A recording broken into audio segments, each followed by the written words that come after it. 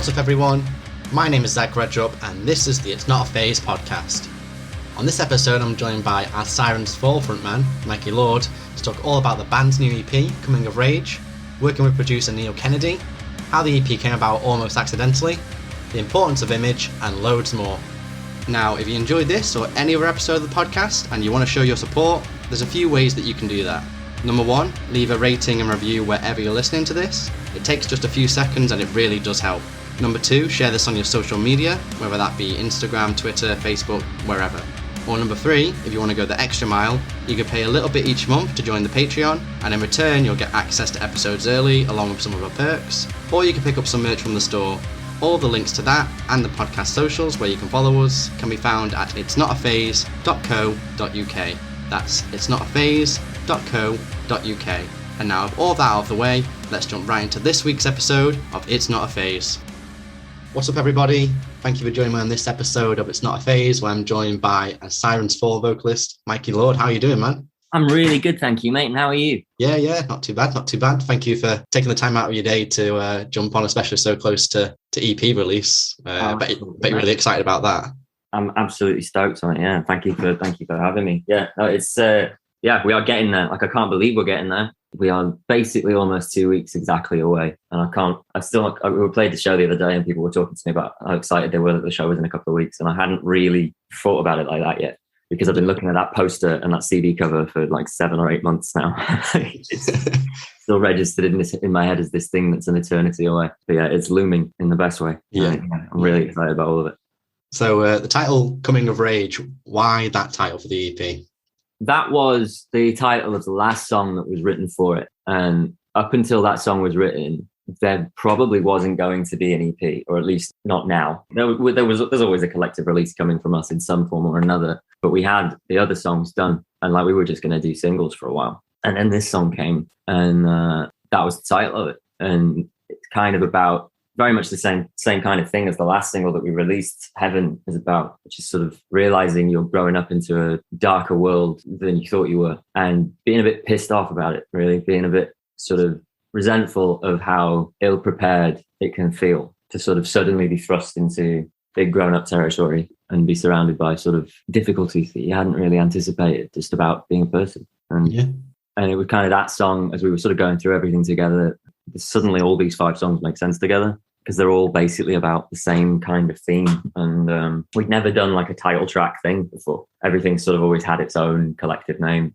We toyed about with just having that as the EP title and changing the song name, but it felt wrong. So that was it, really. It's like all the songs kind of come from the same kind of emotional area, and the title of that song kind of just fits it. Do you know what I mean? So it's kind of like an accidental EP then, because you didn't really go into wanting to actually put an EP out. You just put these songs together, and then just by coincidence, it's come into a body of work. Yeah, pretty much. There was probably no other way that it was going to be for us, because when the world ended, in March 2020, I remember sort of sitting down and seeing all these other people talking about how they were going to do the concept album that they've been wanting to do for 10 years. Like, now I've finally got the time, and I'm going to do this, I'm going to do that, and I'll learn the fucking trumpet. And it got like 6 months later, and I hadn't really made any real progress towards any of those things. And I've never been a banana bread person. I was just kind of chopping away at stuff. So a couple of these songs were written during the pandemic, just because I'm writing songs all the time. And Coming of Rage wasn't written until 3 or 4 months ago. Not 3 or 4 months ago, sorry. I've got no sense of time. It was the start of this year. But we've never really sort of sat down to do a collective work. It's always sort of been song by song, because that's just the way we've always run. We did it once with the last EP, the Pearl du Vide. The idea was to sort of have a song for each stage of grief. And it sort of quickly became clear that you can't do that. There is no black and white with grief. There are no clear defined stages. And I think the 5 stages of grief thing is kind of bullshit. And in writing that EP, we sort of figured all that out, and it was a really fun little adventure. But it's just not the way we normally do things. It's sort of, oh shit, we have enough songs for a collective thing. Sort of go through all of them and see what we can sort of stitch together, and see what we can change and sort of make them more compatible with each other, and go and record it. And that's very much what happened with this one, really. It's always a bit of a Frankenstein job. Well, it works. Yeah, it does. I mean, I'd love to sort of have the time and capacity to sort of take 6 months, and start it with nothing. And like, right, let's do an album. Because I've always wanted to do a concept album. That's kind of like my bucket list thing. And I'd love to have the capacity and the time and the flexibility to really sit down and dive into that and go super deep with all of it. And at the end of it, have this thing that start to finish was written with intention. But I think I might just be a little bit too ADHD for that. I'm a different person every 48 hours. So you get what comes out of me, really. And that could be the concept. Yeah, maybe. Yeah. Control chaos. Yeah. So, you said, like, obviously you've got a few EPs now. What do you feel like this EP showcases about As Sirens Fall that perhaps you haven't had a chance to showcase yet or just weren't able to? I think more than any of the other ones that we've done, it's a really strong example of how we just don't like the idea of genre at all. We never really had that conversation as a band when we were starting, that so many local bands sort of have that kind of cliche, like you choose your band name and then you argue about what your sound is going to be. And we have, obviously, like, I think it's pretty clear what our influences are across the board, but it's like we never really say no to anything unless we don't like it, and we'll write a metalcore song and we'll equally write a song like Boy Whatever, which is like, it feels like a sort of the Killers but hungover. And it's completely different to anything else that we've done. But I feel like because it's us and because we've just said sort of yes to it as we've gone along and let it flow, it feels like us. And I think this EP is a really good example of that, really, just sort of that willingness to just be whatever it is in the moment and let it go and not be precious about things. And it's way more fun that way, I think. And yeah, I think this EP is the sort of best example of that, of that sort of aspect of us so far.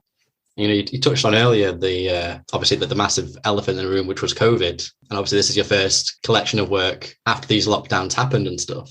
How much do you think that kind of historic time in all of our lives impacted these songs and this EP, whether it be lyrically, how things were written and recorded?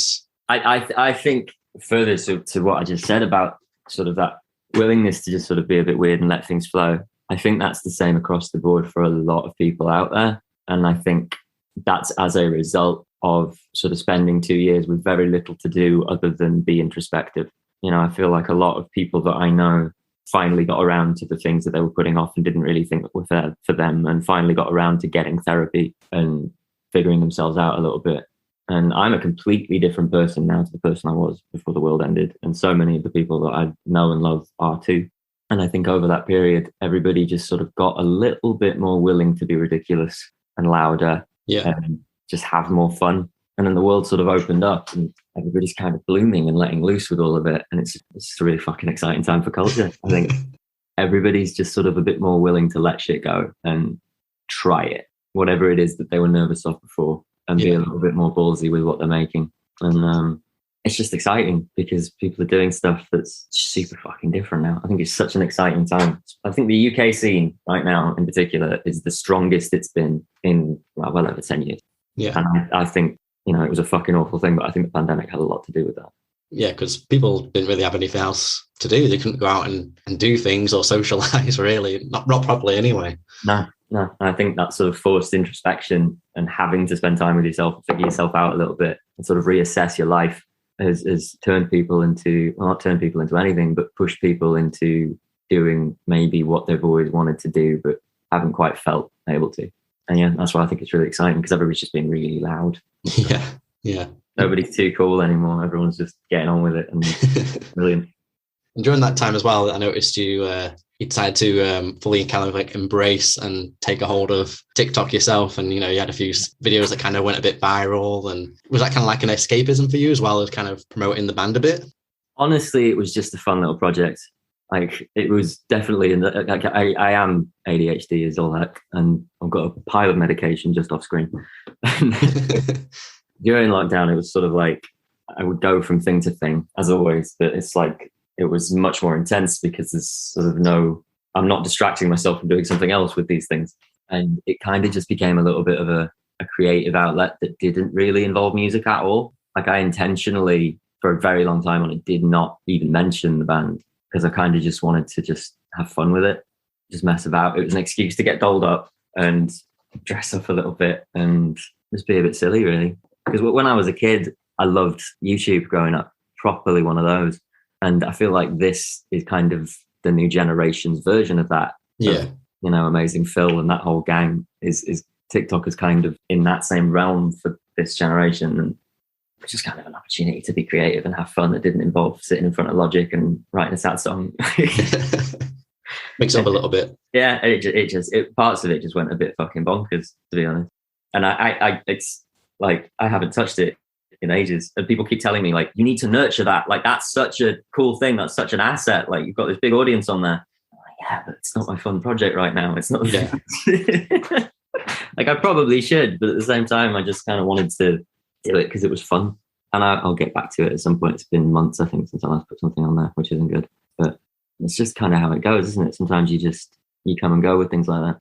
It's kind of like that for me. Like before COVID, like obviously TikTok was a thing, but I was just like, oh, I'll never do a TikTok. It's just not for me. And then COVID happened. I had like all this extra spare time, and it obviously got a bit more popular during the lockdowns because that's all people had time to do, really. And I was like, oh, I'll give it a go. And now I'm still doing like videos most days anyway. But yeah, 100%. It's I think the thing that was really interesting about it was watching that shift from, because I don't know if you remember when Instagram first came out. I don't know how I would have been, like 16, maybe 15. And I remember the whole sort of narrative from the slightly older kids at my school was that's a cringy sort of hipster app, and people were actively making fun of people that were using Instagram. And then 18 months later, every single one of them's on it because it's normal now. And I felt like the same thing was happening. And the same kids that were saying that about Instagram were saying it about TikTok, but they're not kids anymore. They're mid-20s. Yeah. And it's sort of like, I get it. Like I understand it, because the stuff that you see from TikTok that goes nuts and gets shared across socials is not really, it's definitely not for me. Like I went on that app a few times and I kept getting presented with things that were not for me. This is probably not my realm. But it's one of those things, like you give it 18 months and it's going to be so integrated and so normal that no one's going to raise an eyebrow. And yeah, it's become this. It is nothing beyond just another way for people to be creative if they want to be. And we can attach things to that about certain things being cringy and certain things being XYZ about it. But you can say that about absolutely anything.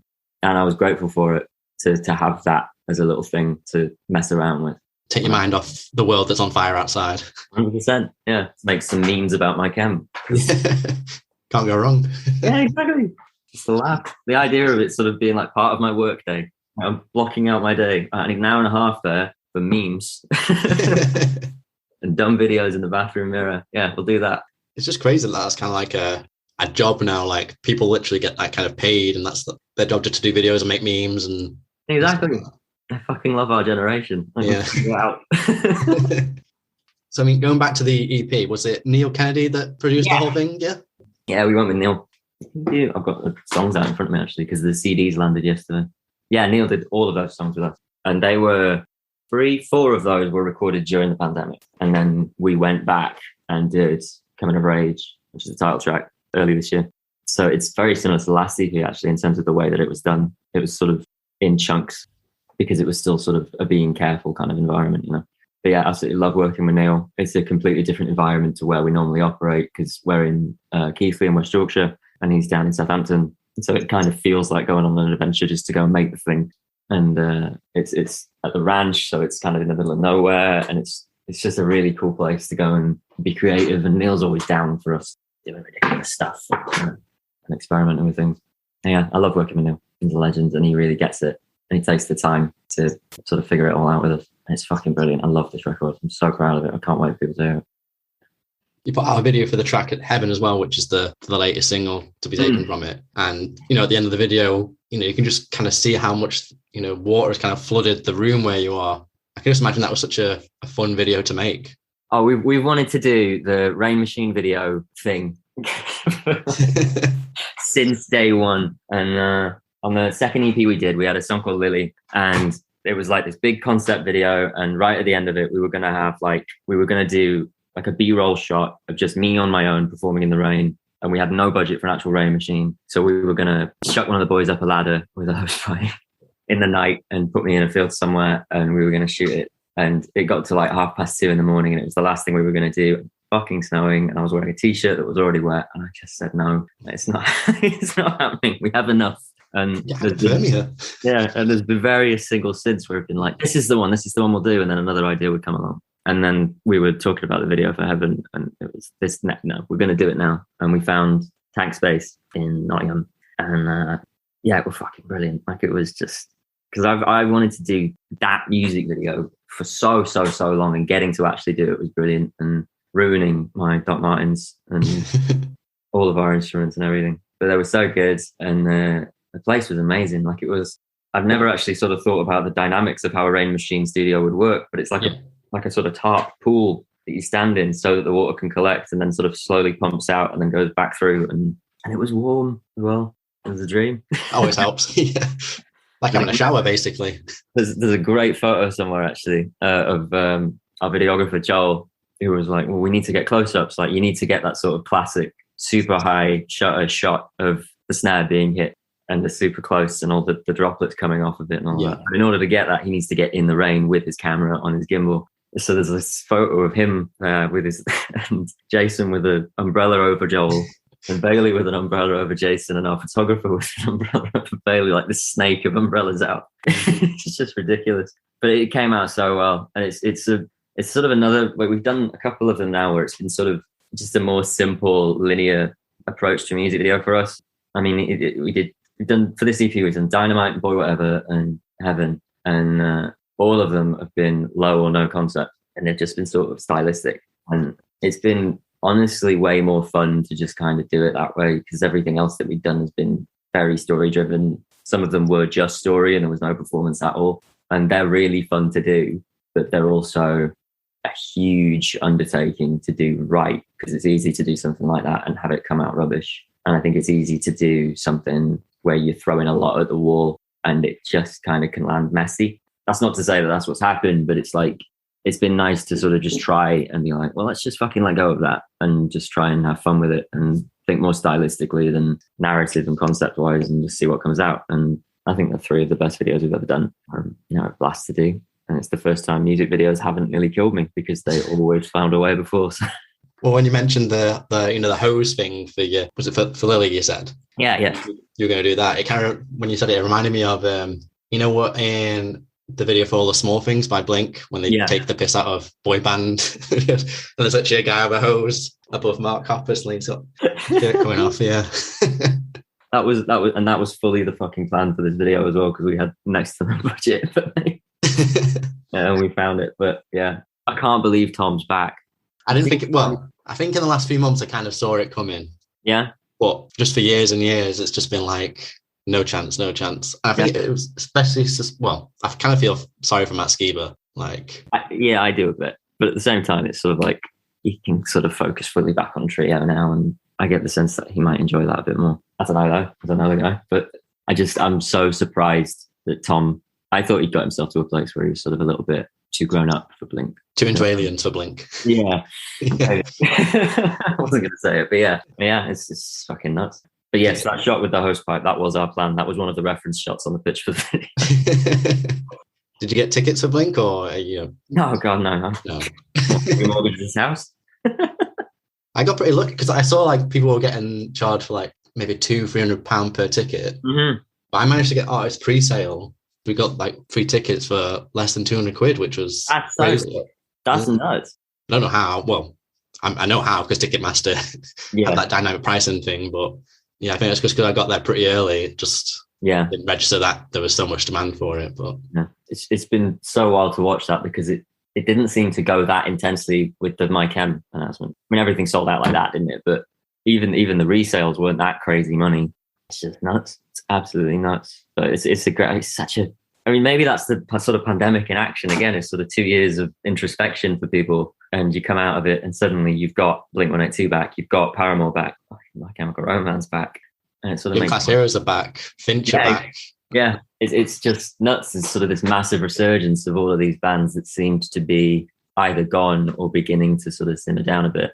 And maybe it's the same kind of thing. On top of that, you've had 2 years of no gigs whatsoever. So it's just like everyone's just so eager to enjoy these shows, because who knows when they'll get taken away again. Absolutely. Yeah. Did you get to any of the My Chem dates? Yeah, I went to, I originally bought tickets for the Warrington date. Yeah. But then I didn't realise until after I bought them that I'd already bought tickets to see Glassjaw in London, which was on the same day. Oh, shit. So I sold the Warrington ones and I managed to get some last minute tickets for the Glasgow day, and basically just turned into a long weekend in Glasgow and saw them while I was there. Oh, sick. So good. No, it's nuts. Absolutely nuts. Yeah, I mean, them being so controlled about concept and presentation and everything's calculated. I saw them 3 or 4 times while they were here. I'm just nuts for it. And it just felt playful. It just felt like they were just kind of having a good time. Nothing was particularly overthought about any of it. And that kind of thing excites me a bit. I think it was good that they didn't do the same set list every day. Yeah. Like it was always different. And I think because I think they're in America now, they've been doing songs from the first album, like Demolition Lovers, which they've not played since like 10 years ago or something like that, maybe longer. And they did Sister to Sleep the other night as well. And it's just been wild to watch because it just feels like sort of the whole sort of, fuck it, let's just have a good time. Let's be really loud. Let's be ridiculous. Let's not overthink anything. Let's not get stressed about anything. Let's not be anxious. Let's not try and over control things. Let's just let everything explode a bit and just run with it. And I think that's kind of what things need at the minute. Like Blink being back, and I'm so glad it's silly. As much as I like Blink, like Neighborhoods, I just don't think was a good album.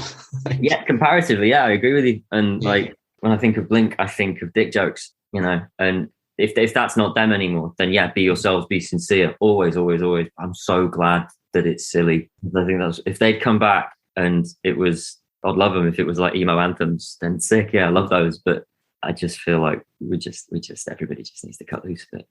Yeah. Like even with that announcement video, they had all those people saying, "Oh, they're coming. I'm coming too. I can't believe they came." It was so long. Like they could have repeated that joke with 20-25 seconds, but it was like nearly 2 minutes. Oh, I love it. I love it so much. What do you think of the new song? I think it's good. I think I might have been a little bit ruined because the new My Chem was nuts and the new Paramore was nuts. And the Blink one feels it's a great song, but I don't know, it just felt a bit surprisingly clean. Do you know what I mean? It's not so disappointed by it because I've listened to it tons, but yeah, my reaction to it was tentative. I'm very excited to hear what else they've got. I think they'll be good. Oh, yeah, I'm sure of it. Fucking sure of it. I mean, going back to your guys' music, we were talking about Heaven, and lyrically, it kind of seems to be like a song about grief and loss. I know, those kind of subjects that you've touched on in previous songs as well. When it comes to writing songs like that lyrically, with it being unfortunately such like a relatable topic and such a sensitive one as well, is there ever a worry that it might not come across genuine? It might sound like a bit contrived in the words that you put out? I'll be honest, I don't really think like that. And that's not coming from a sort of arrogant or a confident place. When I'm writing, I don't think about anything perception-wise or result-wise at all, because then that can start to influence it. It's like playing a video game when I'm writing songs. I don't think about consequences. And it's only sort of after the fact when I can call the thing done and I start sending demos out to the team or whatever that I'll start to sort of reassess things. But lyrically, no, not really, because it's not really written from a sort of, here's a song about grief. It's more a sort of, here's my experience of a thing within the context of grief, rather than sort of providing the narrative on it as a theme. That makes sense, because everybody's experiences are different. That's why the 5 stages of grief are kind of bullshit, because it's like a framework, guidelines, but it's completely different for everybody. It's a completely different, except probably universally awful experience for everybody. And we all deal with it in different ways. And Heaven it feels very much like a song that would have been on the last EP if it was written in time, because the last EP was solely about grief. And it was written the week that last EP came out. And it's sort of reluctantly accepting that things are shit and that you can't really kid yourself that this particular thing is ever going to get any better, because this person's never coming back. And in reality, that's kind of what acceptance is on a cold level. It's not a sort of flowery, wise, everything will be okay, smiling at the idea of all of it. It's much more right then, this is it. And it's shit. Probably always going to be that shit. But I'm choosing to face that anyway. So it's sort of teeters on the edge of being about giving up, really, but giving up on a delusion and an unhealthy idea, and sort of hiding behind lying to yourself. And much like sort of the rest of EP, sort of realizing that shit's darker than you thought it was, but sort of choosing to face it anyway, and accepting it for what it is, trying to at least. Yeah. But sort of, again, like very specific to my experience, and it was written from literally being in the car at night. It's not really a metaphorical song, rather than a commentary on the wider idea of all of it. See, I mean, if people were to come at me and call it contrived or suggest that I was being insincere, they can do that. It doesn't particularly bother me. And I don't find a way to word this because I don't want to come across like I'm being argumentative at all, because I know that it's not you suggesting that. No. It's like, I don't particularly feel a need to correct people on what they do or do not think. It's their opinions and they're perfectly welcome to them. But it's sort of, I made a thing when I was sad on my own in the early hours of the morning. Here it is. As you said before, if you kind of like overthink it, then that's at the point where it becomes not genuine, because you're now putting considerations in to kind of change this thing that was kind of organic and natural for you. And it's like you say, it's explaining your experience, and no one can say that your experience is ungenuine because it's not their experience, it's yours. Yeah. I mean, I will sort of edit after the fact, but I will only do that once it's done. And I mean, there was a clear edit with Heaven. Like, we've just started running this thing with the demo, giving that out to people. And the demo, the chorus had a big swear in it every single time. And we changed that. And we didn't change it to make it radio friendly because we didn't, when we were recording this song, we didn't actually think, firstly, that it was going to be a single because it feels a bit slow. And secondly, it feels a bit dark to get picked up in that way. So that wasn't really the consideration. It was more like the lyric originally was, I tried to turn back time 1,000,001 fucking times. And it was sincere because that's how I speak. And then we were sort of going over all of it. Actually, this is a sad song. 1,000,001 pointless times just feels way more dejected and hopeless and sad. And when we changed that, I thought, when people hear the demo, they're going to think you took the teeth out of that so the radio would play it. No, not at all. That wasn't even on my radar, because we put out one of the biggest songs we've done was called Dynamite, and that's fucking full of swears. And I didn't change any of it. So. But yeah, no, beyond that, it's not really a thing that's on my mind. I think it would be. I consciously try not to think about anything outside of writing when I or we are writing, because it messes with it. We've got the release show as well on the 4th. A sold out release show at the Key Club in Leeds, and I think, didn't it sell out 3 months in advance, which is insane. It's fucking Congratulations. Thank you. Yeah, we've never sold out that room before, and nothing that far. Like, it was it was mid-August, I think. And yeah, I'm still a bit bewildered by it, to be honest. Like we were saying earlier, I can't believe how close it is. I get 300 odd tickets that far in advance to this venue that we've all been sort of frequenting as fans for years and years, and it's sold out for us. It's bonkers. It's still not gone in. It might do when I'm actually on stage looking at it all, but yeah, it's really reaffirming, actually, because we put this EP together and launched this show, and it was kind of the first thing that we'd done like that since before the pandemic. And you never know when things are going to sort of stop working or need to be done a different way. And it's been the best 6 months we've ever had as a band. And it's just super reaffirming to see that, and see that we can do a one-off show in Leeds and people from all over are going to come to it. There's people coming from Germany and Holland. And oh, wow. Yeah. It's just sort of this, you're on the right track, Yeah. And it's really special. It's fully like, it's still not gone in. It's still got a couple of weeks yet, so yeah. I think if I let it in, I might get too excited or too nervous about it. Yeah.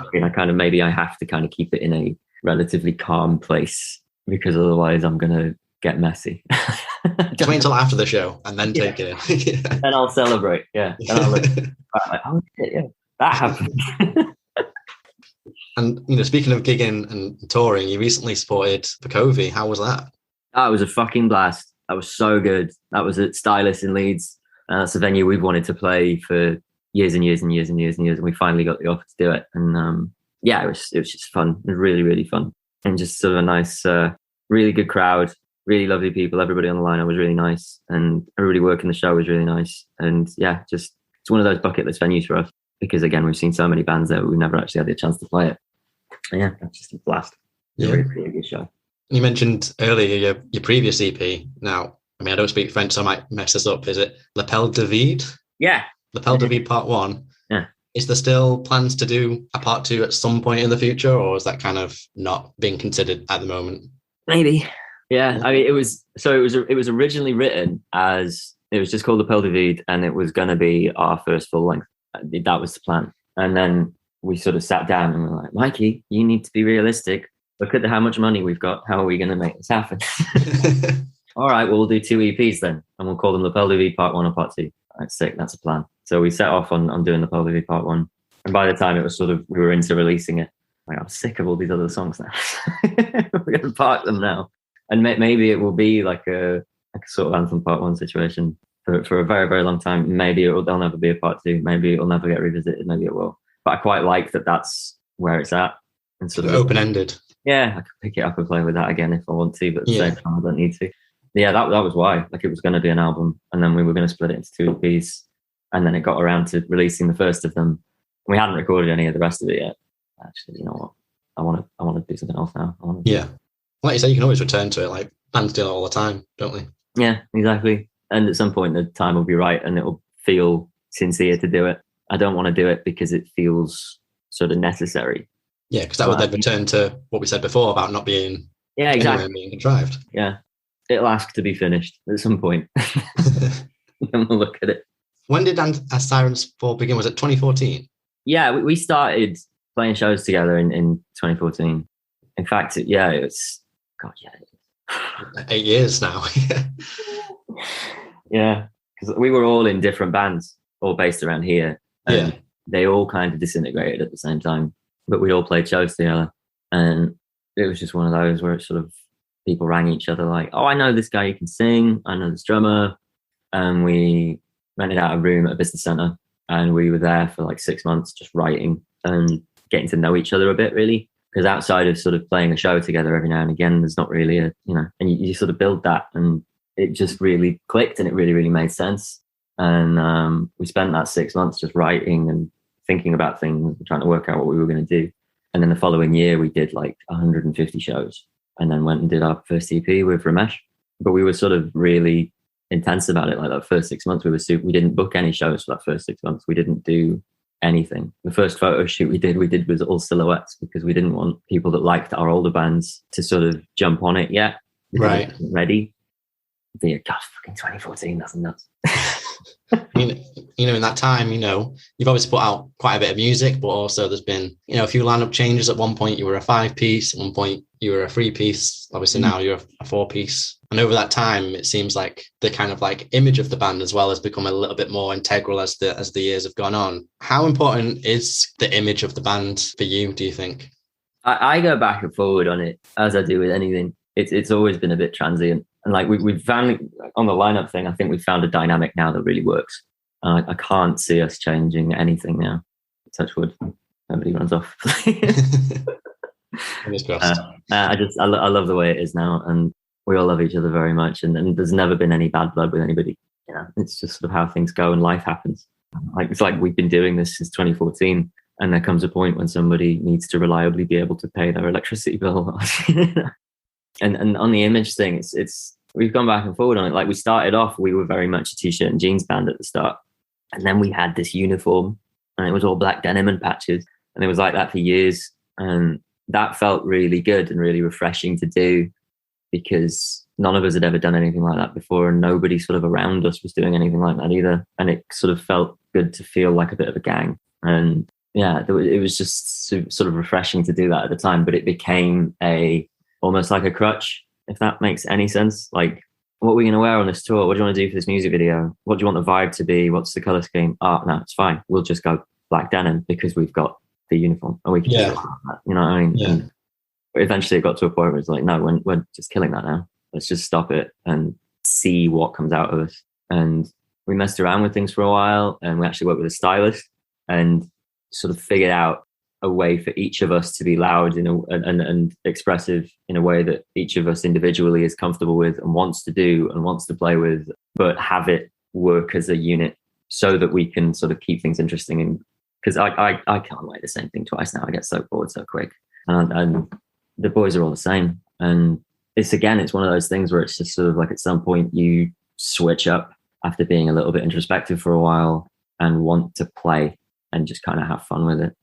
And I guess one possible reaction to wanting to do that would be just, we'll just go t-shirt and jeans again. But that's just a bit fucking boring for me. Like I like things to be bright and colourful and a bit ridiculous.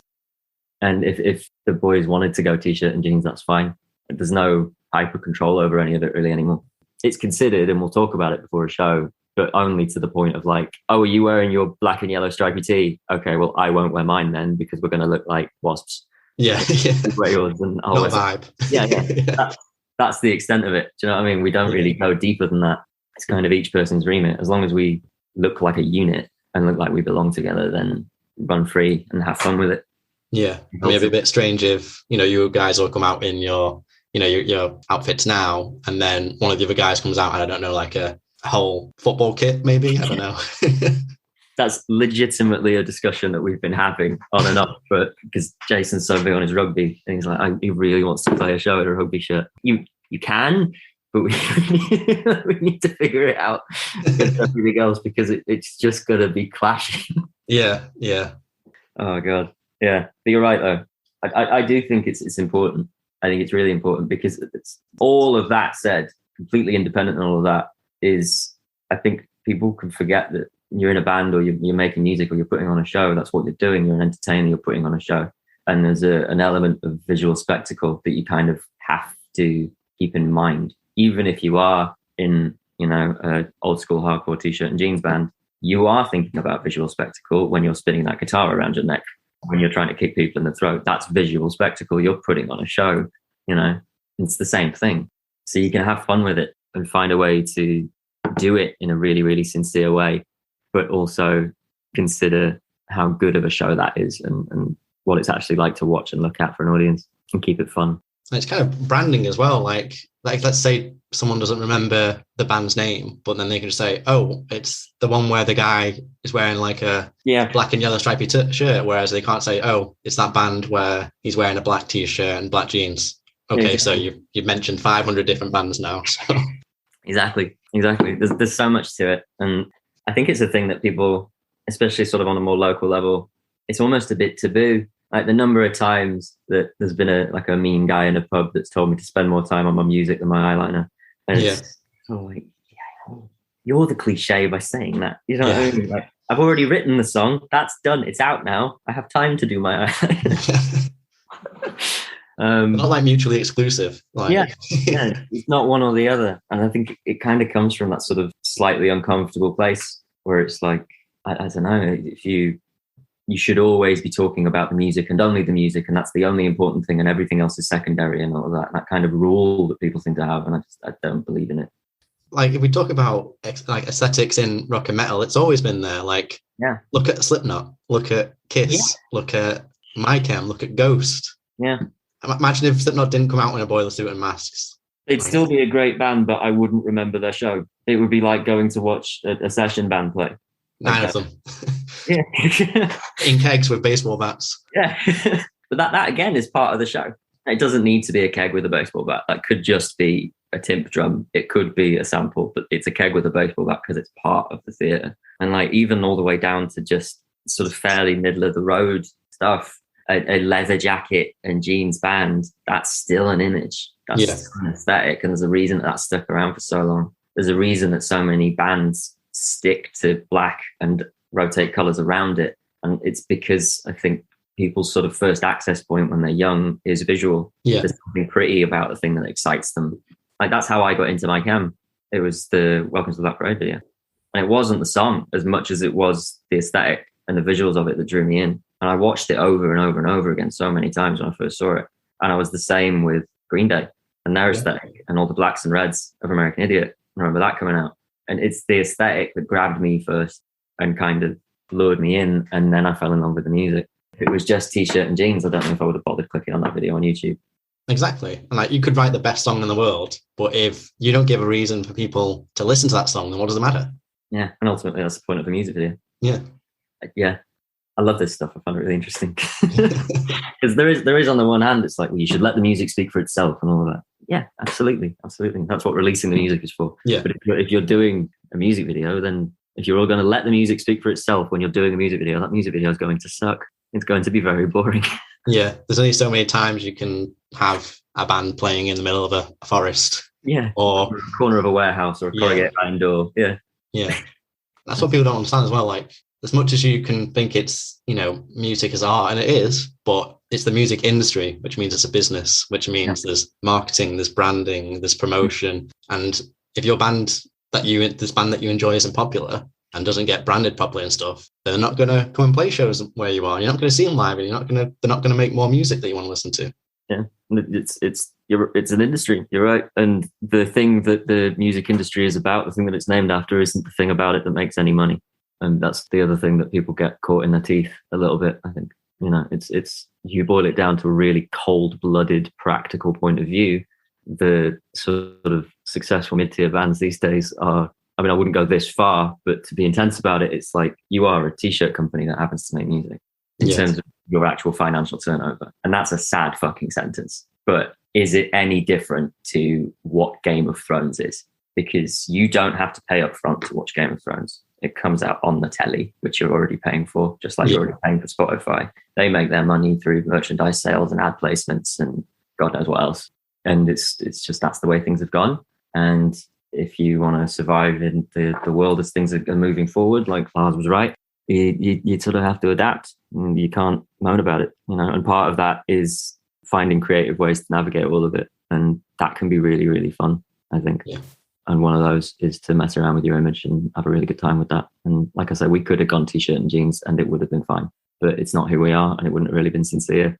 We like to be loud. We like to be a bit ridiculous and do daft stuff. And in 3 years' time, we'll probably look completely fucking different because we'll have got bored again. And that's all part of it. The music is the reason that we do all of this, but there's so much that goes along with it that can be so fun, that can help hold the music up and make the whole thing last. And you guys are, unsigned and independent. You do as much as you can DIY, and you've got a Patreon as well. So obviously you've got fans that kind of go the extra mile and they get some extra perks and all that kind of stuff. Obviously there are benefits but pros and cons to being signed and pros and cons to not being signed. Do you think that, depending on what opportunities come forward, you guys would ever step away from being independent, or do you think that's kind of like what you want to do for the foreseeable? It's not something I'm precious about. I'm not sort of subscribed to sort of the DIY or die mindset. It's just sort of, that's been the necessity. And we figured out a way to sort of make that work and make it relatively sustainable for what it is. Like we still don't get paid from it, but the thing is now self-sufficient, which is, we've been working towards that for a very long time, and that's great. And it means that sort of we can now, I've got HelloFresh sat next to me. It's exciting.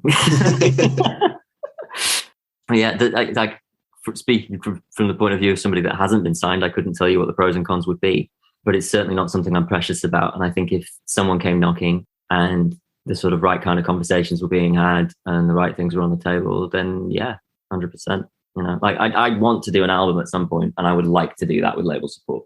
It would be very hard to do that to the extent that we would want to do it without label support.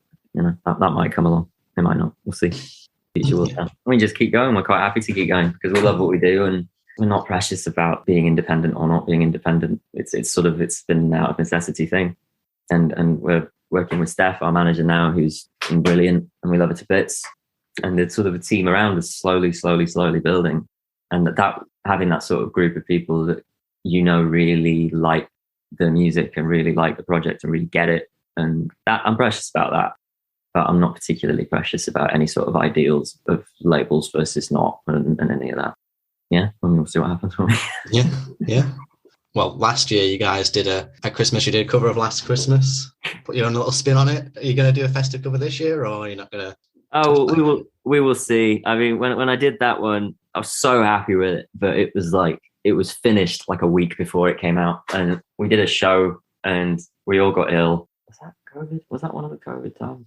It's so hard to keep track of now, but we were super ill and I was isolating here. We had this, again, it was like a big concept idea for a music video for it, and I was going to self-shoot it, and then I got really ill and I was stuck here. So I ordered a black backdrop online and a Santa hat. Just did the thing myself, but it was finished like a week ahead of it actually going out. And I remember thinking, like, if we do this again, I'm doing it in fucking July. Well, July's been and gone now, so. Yeah, exactly. And it hasn't happened, but that's not to say that it won't happen, because I know what I'm like, and it might get to the end of November and I want to do one. and I'll just burn myself out making it happen. I don't know. We'll see. But no, for now, it's not on the cards now, but we'll see. I can never fully promise.